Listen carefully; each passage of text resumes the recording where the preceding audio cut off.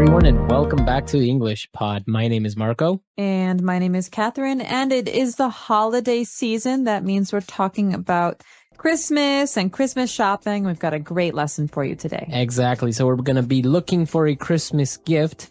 And so let's listen to our dialogue for the first time, and we'll be back to explain some words.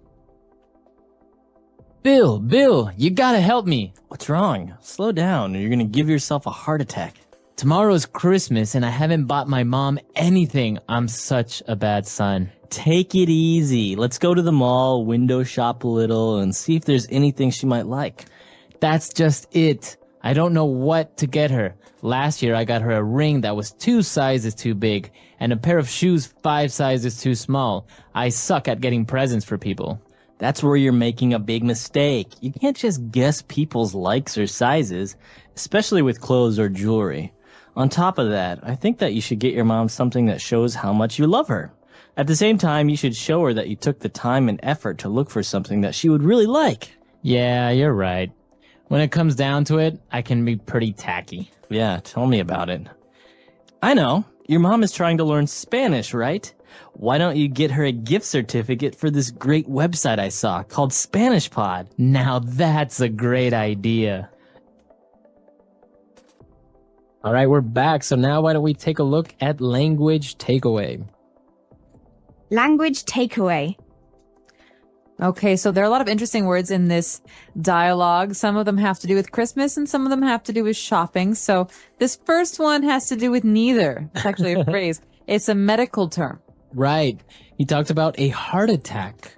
Okay, so you know what a heart is, but a heart attack is when there's no more blood going into your heart and your heart stops beating. Okay. Very, very dangerous situation. So the person actually said this because the other guy was like, Bill, you gotta help me. He was all very excited. So he's like, whoa, slow down or you're gonna give yourself a heart attack. So it's not literal, right? Yeah, it's not a real heart attack. He's saying, calm down. Calm down. Okay. All right. And well, he was very upset because he hadn't bought a gift. And he said, I suck at getting presents for people. I suck at getting presents for people. Well, suck is not a very polite word. My mom used to get angry at me when I used it, but it's a way to say that I'm very, very bad at doing something. Okay. Right. So I suck at playing tennis. All right. Or you could say, I suck at math. All right. But again, this is not something you should use on a test or in an essay because it's very spoken colloquial English. Right. Exactly. And this other word is actually okay to use. And when you're talking about presents or you're talking about decorations, you say something is tacky. Okay, well, if you call something tacky, this is an adjective, so something is tacky, it's really a matter of opinion. Right. Okay, so I think this is tacky, but you don't. Maybe that's a problem. So let me give you an example of tacky. I think that clothing with lots of bows and glitter and shiny things are very tacky. Okay, so it's something that you don't really like or you think that is a little bit strange. That's right. So as you say, it's an opinion because you think that clothes with bows and teddy bears on it is tacky. Well, somebody else can think, no, it's cute. It's nice. Exactly. You can also describe things that people do as being tacky. So for example, he gave me a present, but he left the price on it. Oh, That's is so tacky. Right, that is tacky. All right, so the word is tacky. And moving on, we talked about a gift certificate. You should get your mom a gift certificate. Well, a gift certificate is a very popular form of gift giving now. You know what a gift is, but a certificate is a piece of paper. Okay, so you could have a birth certificate, for example. It says when you were born, where you were born. But in this case, a gift certificate is a piece of paper that you give someone to say, you have this much money to spend at this store. So I could give my mom a gift certificate for a bookstore for $50, and she can go with this piece of paper and spend $50 for free. Okay. Because I already paid. Yeah, so it's kind of a very popular thing to do because sometimes, as in the dialogue, you don't know the person's size or you don't know if they like this color. So you're just like, look, here's, a gift certificate for $100. Go to the store that I know you really like and get yourself whatever you want, something nice. Exactly. But it's less tacky than giving that person cash, right? Right. Cash is considered a tacky gift. Yeah. I'm not really sure why. It just is. It's a social custom, but very popular right now are these gift certificates or even gift cards. They look like Right. credit cards. Very good. All right, so why don't we listen to our dialogue again, and we'll return shortly to take a look at Fluency Builder. Bill, you gotta help me. What's wrong? Slow down, or you're gonna give yourself a heart attack. Tomorrow's Christmas, and I haven't bought my mom anything. I'm such a bad son. Take it easy. Let's go to the mall, window shop a little, and see if there's anything she might like. That's just it. I don't know what to get her. Last year, I got her a ring that was 2 sizes too big, and a pair of shoes 5 sizes too small. I suck at getting presents for people. That's where you're making a big mistake. You can't just guess people's likes or sizes, especially with clothes or jewelry. On top of that, I think that you should get your mom something that shows how much you love her. At the same time, you should show her that you took the time and effort to look for something that she would really like. Yeah, you're right. When it comes down to it, I can be pretty tacky. Yeah, tell me about it. I know. Your mom is trying to learn Spanish, right? Why don't you get her a gift certificate for this great website I saw called Spanish Pod? Now that's a great idea. All right, we're back. So now why don't we take a look at 4 key phrases on Fluency Builder. Fluency Builder. Okay, I like this first phrase. Sometimes I have to use it about other people. Sometimes people use it on me. You say, take it easy. Take it easy. Hey, take it easy. Relax. Yeah, this is a way to say, hey, be calm. Be calm. Yeah. So there's no, you can't really translate it, right? Like, well, take what easy? You can't, but So it's just a phrase. there are 2 main contexts, okay? There are 2 situations where this is really popular. Mm-hmm. One is this. Oh my God, Marco. Oh my God, I'm freaking out. I really need your help on this, and I really need you to just be involved. Take it easy, all right?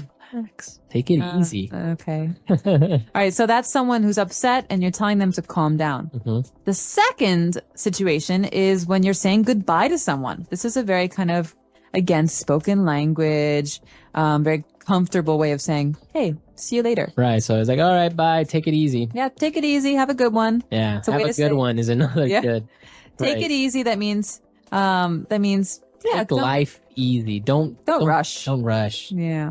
Enjoy your life. So if you try this with your English speaking friends, you're saying goodbye. You say, hey, take it easy. Yeah, bye. Take Bye. it easy. It's a nice one. Very nice. All right, and our second phrase is actually, it's interesting because when he talked about the ring that he got for her mom that was 2 sizes too big and a pair of shoes 5 sizes too small. So the construction there, 2 sizes too big, 5 sizes too small. This is a very important construction, and it doesn't quite make sense when you hear it. So that's what we're going to explain right now. Let me try to explain this using an example. Okay. If I have a size 7 shoe Uh-huh. and my brother gives me a Christmas present of size 9 shoes, I say, Peter, these shoes are 2 sizes too big. Right. Okay, that's the number 2. 2 sizes, TOO, too big. That means they're too big for me by 2 sizes. Okay. Because the difference between 7 and 9 is 2. Right. But if he gives me a size 5 shoe, say, Peter, these shoes are 2 sizes too small. Mm-hmm. That means that, 5 is 2 less than 7. So this is a very popular construction. So you're saying specifically how much bigger or how much smaller the shoes are in the case with the ring or shoes or anything that has a size. Exactly. But the funny thing is you can also exaggerate. You could say, oh, this sweater is so ugly. It's 10 sizes too big for me. Mm-hmm. It's not really It's 10 not really sizes. right. So, but you can use this construction, right? Using 1 size too big, etc. Even when you're buying something to the store, to the lady in the store, you can say, "Oh, I think this shoe is 2 sizes too big. Can you give me a smaller pair?" Exactly. All right. And our third phrase for today, when the person said, yeah, you're right. When it comes down to it, I can be pretty tacky. So we looked at tacky, but what does he mean when it comes down to it? Okay, well, it is very confusing sometimes when we talk about phrases in English, but when it comes down to it is a way to say, in reality, or actually, or the truth is yes. So it's a way to say something is truthful. Okay, so I can say, when it comes down to it, Catherine is a good friend. Oh.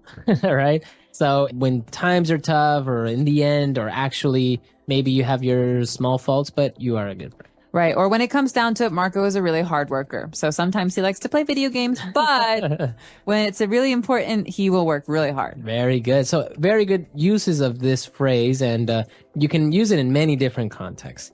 And for our fourth phrase, when the person said, yeah, tell me about it. What does it mean, tell me about it? Tell me about what? Okay, well, this is a really very popular phrase. You hear this all the time, and it's a way to say, yeah, I agree. I understand. Okay? I understand. So this is a phrase that means agreement. Okay, so I could say, God, I really hate winter because when I leave work, it's always really dark. Yeah, tell me about it. It's always dark and it makes me feel lazy. Right. And so Marco is agreeing. He says, I don't like it either. Yeah. So this is a very, very spoken language way of agreeing with someone. So you say, yeah, tell me about it. Right. So it's very natural. It's a very natural way of agreeing with someone, right? Exactly. All right. So great phrases. Why don't we take a look at our dialogue for the last time, and we'll be back to talk a little bit more. Bill, you gotta help me. What's wrong? Slow down or you're gonna give yourself a heart attack. Tomorrow's Christmas and I haven't bought my mom anything. I'm such a bad son. Take it easy. Let's go to the mall, window shop a little, and see if there's anything she might like. That's just it. I don't know what to get her. Last year I got her a ring that was 2 sizes too big and a pair of shoes 5 sizes too small. I suck at getting presents for people. That's where you're making a big mistake. You can't just guess people's likes or sizes, especially with clothes or jewelry. On top of that, I think that you should get your mom something that shows how much you love her. At the same time, you should show her that you took the time and effort to look for something that she would really like. Yeah, you're right. When it comes down to it, I can be pretty tacky. Yeah, tell me about it. I know. Your mom is trying to learn Spanish, right? Why don't you get her a gift certificate for this great website I saw called Spanish Pod? Now that's a great idea. All right, great. So now that the all right, so as we said, gift certificates are a good idea, but what else do you like to give as Christmas presents? Personally, I like things that people really think about and spend their time doing or making. So I like, for example, my mom is a beautiful quilter. She makes these big blankets and quilts them. And sometimes she even quilts names of people and stuff. And so those are really wonderful gifts because they're, the person thinks about you and who you are and what you want. And so I like to be able to give gifts like that, but I'm not necessarily that creative. So, I think it's nice to give gifts like tickets to a music show or things like that, where the person will go and have a good time and enjoy themselves. Yeah, I think that's really important because sometimes people just give gifts because you have to, but Stuff. like stuff, and you're like, oh, great, a tie. It's like kind of impersonal. Yeah. At the same time, if your dad or your boyfriend or somebody loves ties and has 50 of them, and you get them another one that's really interesting or unique, then great, but it is good to take the time to get somebody something they really like or they would really use or enjoy. Today we're talking about something we talk about every year. Every year after Christmas, or during the Christmas holidays, we talk about New Year's Day, and a very important topic, New Year's resolutions. All right. So we're not going to preview anything today. It's all in the dialogue. But when we come back, we'll be talking more about what you hear and some of the great phrases you can use at the new year. Did you read this? It says that the number one New Year resolution people make is to spend more time with friends and family. Why would that be funny? Well, think about it. We are a society that is always on the go. Not because we have to, but because we want to. Why? We work hard and spend less time at home because we're trying to provide for our family with goods and services that are usually unnecessary. I don't agree, but anyways, I think you should start thinking of a New Year's resolution yourself. What's the point? We always make New Year's resolutions, and by February, we will have forgotten about them. It's pointless. Well, maybe then you should resolve to sticking to your goals and objectives. What about you? Your gym bag is gathering dust, and you still have brand new running shoes that are yet to be jogged in. Well, I would go if you kept your promise of going to the gym with me every day. Yeah, whatever. All right, great. We're back. So this is very typical, a New Year's resolution that you make, but then people don't really stick to it, etc. They don't? Usually they don't. All right, but you're probably wondering what is a New Year's resolution. So why don't we take a look at this word and many more on Language Takeaway. Language takeaway. Okay, so New Year's resolution, let's break this phrase down. The first phrase is New Year's. So the New Year is January 1st in the West, and it is celebrated on the 31st of December at night when the clock changes to the New Year. And a New Year's resolution, remember that S there, is something that you want to do or to change in the new year. It's a fresh start. Okay, so you pretty much, the verb that you use there is to resolve to do something. So my New Year's resolution is to, go to the gym every day. It's like a promise to yourself. Right.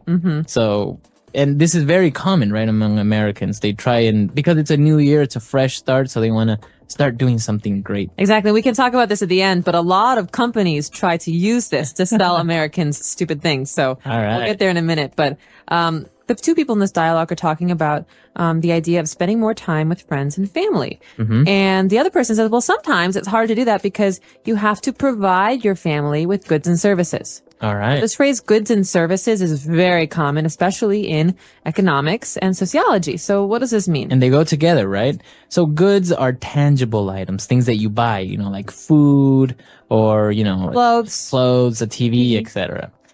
Stuff.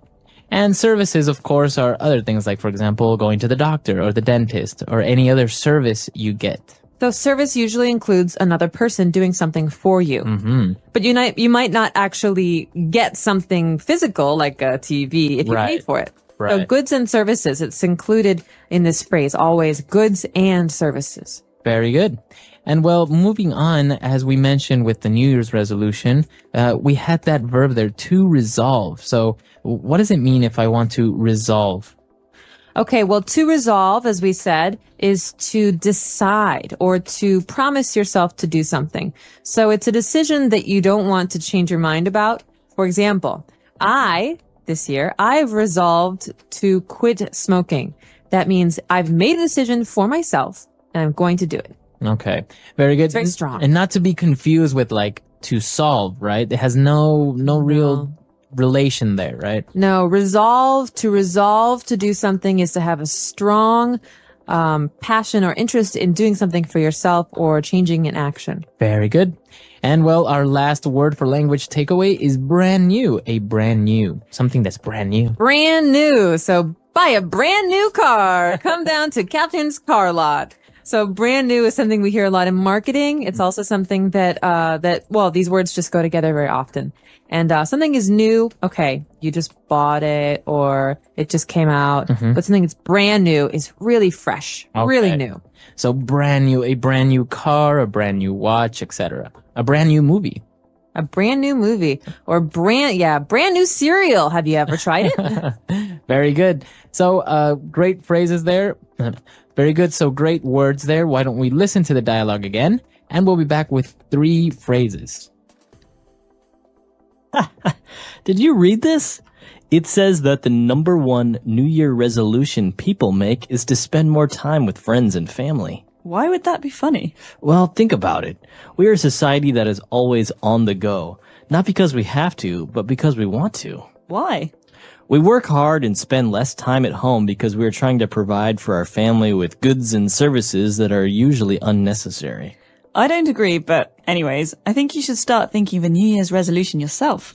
What's the point? We always make New Year's resolutions, and by February, we will have forgotten about them. It's pointless. Well, maybe then you should resolve to sticking to your goals and objectives. What about you? Your gym bag is gathering dust, and you still have brand new running shoes that are yet to be jogged in. Well, I would go if you kept your promise of going to the gym with me every day. Yeah, whatever. All right, we're back. So now let's take a look at these 3 phrases on Fluency Builder. Fluency builder. Okay, this first phrase is very common at gas stations and food, like fast food chains. We say on the go. All right. So he mentioned that we are a society that is always on the go. It means we're always moving. Exactly. So you're always going to work, going home from work, going to the store, going to the school to get the kids, always moving, moving, moving. So that kind of action, that kind of life is on the go. Okay. You can also say eat on the go. That means I eat while I'm going somewhere, while I'm doing something. I don't sit down. Okay. So on the go. And well, talking about New Year's resolution, and we said that, well, many people resolve to do something, but they don't really do it. And we have a phrase that is used here, to stick to something. Stick to your resolution. To stick to it. So you think of tape or glue, these things that help things stick together. Okay. So in that sense, it's kind of, it's a way for you to describe continuing to do something or not stopping, not quitting, not ending it. And so I could say, remember how I said I wanted to quit smoking? Well, I'm really going to stick to this resolution because I think it's important. That means I'm not going to give up. Right. Very good. So you're going to stay with it. You're not going to give up. All right. So stick to something, like, for example, our English learners, they'll stick to learning English. And we could say as words of encouragement, hey, stick to it. Stick to it. Don't give up. With it. Don't give up. All right. And, well, finally, they were discussing, or more arguing about the gym membership and everything. And he mentioned that the gym bag is gathering dust. All right. This is a very nice phrase, I think, because it's very visual. I like phrases where you can see what's happening. So gathering means collecting. That means, that the dust in the air, it's building on this bag, and something is gathering dust if we don't use it. So we haven't gone to the gym because our bag is in the corner and it's just filled with dust. Exactly. We could also say this about the computer. Why should I buy you a new computer, Marco, if you never use the old one? That's just sitting in the house gathering dust. Very good. Okay. So it's another way of saying you never use it, you never do it, etc. Exactly. For an object, though, you can't say you are gathering No, dust. Right? well, that'd be a little weird. You might be dead or something. All right. Great phrases. So why don't we listen to this dialogue one last time? Did you read this? It says that the number one New Year resolution people make is to spend more time with friends and family. Why would that be funny? Well, think about it. We are a society that is always on the go. Not because we have to, but because we want to. Why? We work hard and spend less time at home because we are trying to provide for our family with goods and services that are usually unnecessary. I don't agree, but anyways, I think you should start thinking of a New Year's resolution yourself. What's the point? We always make New Year's resolutions, and by February, we will have forgotten about them. It's pointless. Well, maybe then you should resolve to sticking to your goals and objectives. What about you? Your gym bag is gathering dust, and you still have brand new running shoes that are yet to be jogged in. Well, I would go if you kept your promise of going to the gym with me every day. Yeah, whatever. All right, we're back. And well, as you mentioned, there were some interesting things about this dialogue, especially when they talked about a society that's always on the go. And you mentioned that, well, sometimes you eat on the go. And I've seen people in the United States that are actually eating while driving. I'm guilty of doing that. Really? Yeah. Have no time to actually sit down for like 15 minutes and eat. No, I remember being in high school at home and, you just have so much stuff to do. You have school, then after school, there's soccer practice. After that, there's music lessons, and you never have time to eat. So you have to grab food in the car, and then on the way home, you're picking things up, and you get home and you do your homework or whatever. There's so much stuff to do, and it doesn't stop. It doesn't stop when you grow up. It doesn't stop as if you're an older person. It's the way life is in America. Wow, yeah, that's really interesting because I think many of our listeners that are in other countries would find that a little bit peculiar if they actually went to the United States and saw somebody in their car, like having a hamburger while driving, and sipping on their soda. Yeah, it's kind of sad, actually. Well, that's the thing. You don't have much time. But actually, this is based on true events, kind of, on the fact that many Americans do want to spend more time at home with their friends, with their family, because, as you say, you're always so busy. And I think it's a nice resolution to resolve to have dinner with your family once or twice a week at home, where you sit down and you talk about your lives. It's nice because you get to share and you get to know each other better. And, otherwise you're always just on the go in different places. Yeah, exactly. Today we have a very exciting elementary lesson for you.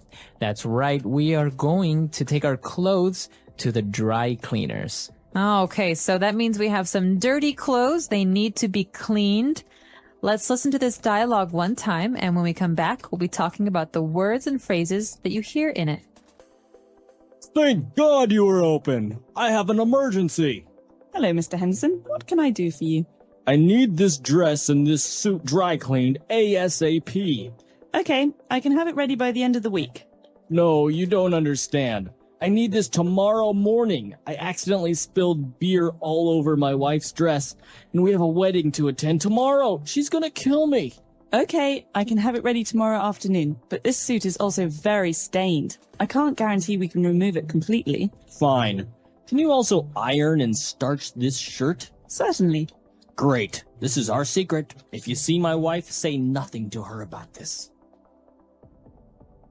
All right, we're back. So now there are probably a couple of words that you didn't understand. So why don't we look at those now in language takeaway? Language takeaway.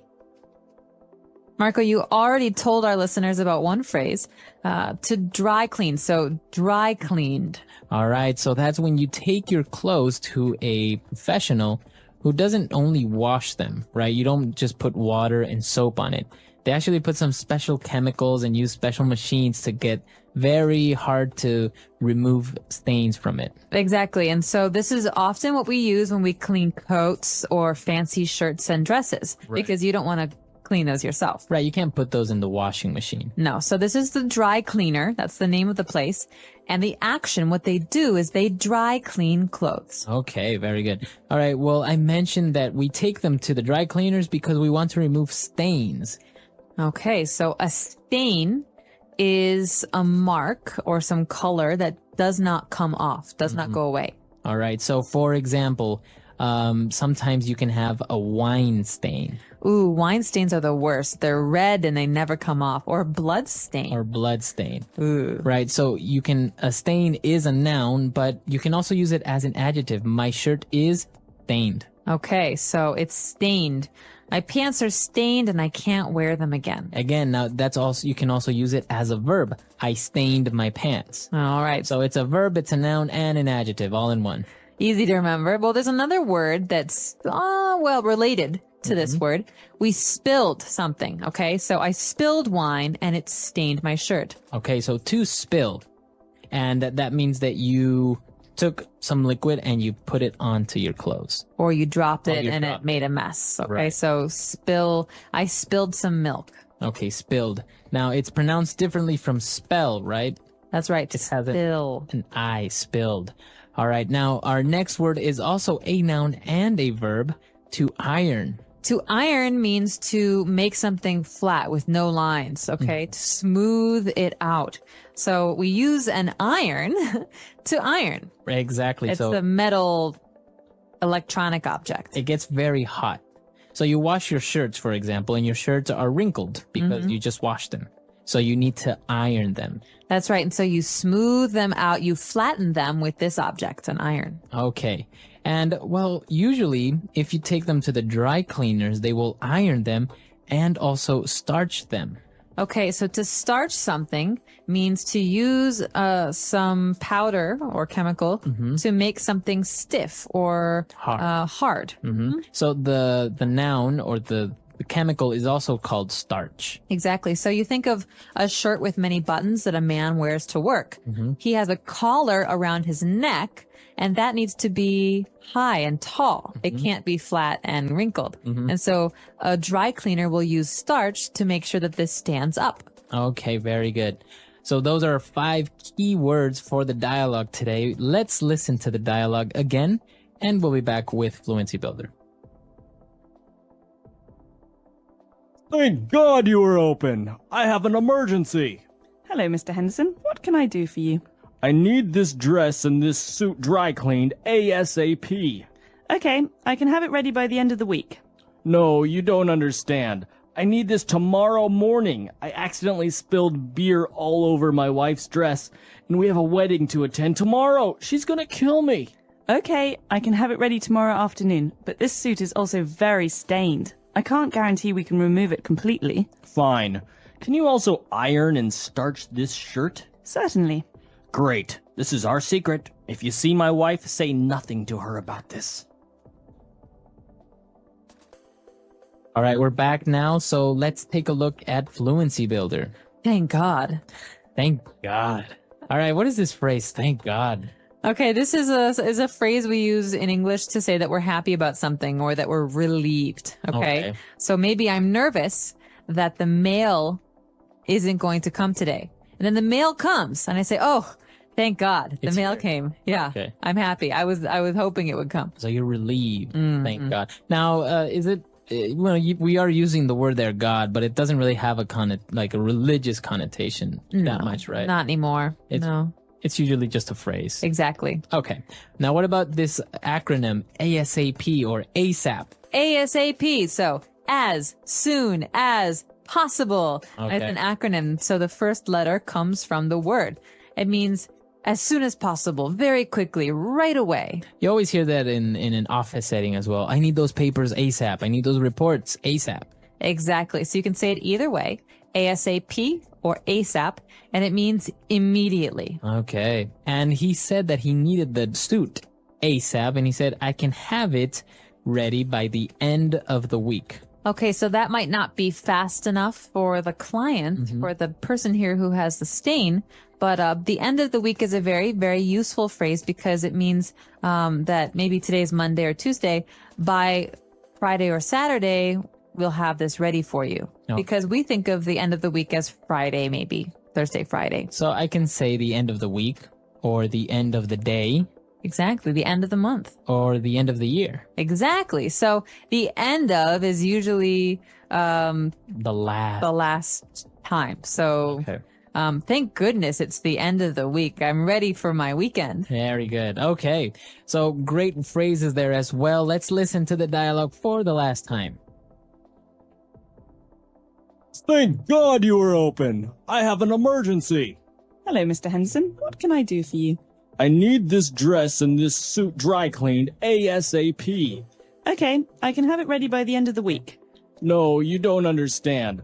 I need this tomorrow morning. I accidentally spilled beer all over my wife's dress, and we have a wedding to attend tomorrow. She's gonna kill me. Okay, I can have it ready tomorrow afternoon, but this suit is also very stained. I can't guarantee we can remove it completely. Fine. Can you also iron and starch this shirt? Certainly. Great. This is our secret. If you see my wife, say nothing to her about this. All right, we're back. So now, dry cleaning, ironing. Are you good at this, or do you get a lot of your clothes dry cleaned? I'm pretty good at this, actually. I don't like to wash clothes. I get really bored with the washing machine, but I actually really like ironing. Really? Yeah, I find it very relaxing. Really? I usually find it very frustrating Really? Why is that? because I can't really iron well because I start on one side and I'm getting all the lines out and then the other side gets wrinkled or lines appear where I don't want them to appear. It's very frustrating for me. It is frustrating. It takes some practice. My suggestion is to use the spritzer. In the iron, there's some water that can come out like Yeah. that. Well, if you spray the water, it makes the lines go out for longer, Ah. right? Because if you iron over that, it's more permanent. I've also seen some sprays sometimes that you can spray your clothes with some special chemical that's Yeah. not actually starch, but it helps remove the wrinkles quicker. Exactly. I don't use that. I use water generally, but they're all available. All right. So that's all the time we have for today. If you have any questions or comments, you can visit our comment section on englishpod.com and we'll see you guys there. Bye, everyone. Bye.